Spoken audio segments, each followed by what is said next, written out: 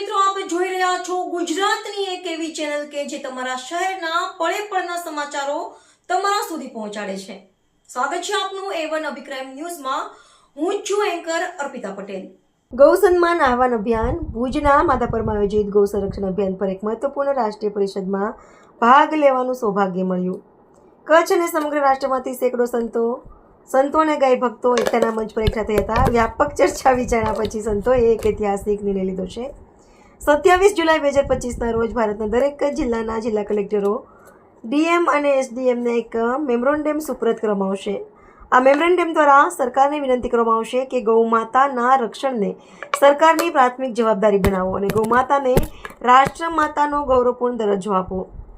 રાષ્ટ્રની સનાતન સંસ્કૃતિ, પર્યાવરણ અને ખેડૂતોની સમૃદ્ધિનું રક્ષણ કરવા માટે આ અભિયાન હવે દરેક જિલ્લામાં વિસ્તૃત કરવામાં આવશે. રિપોર્ટર ભરત ઠાકોર, કચ્છ.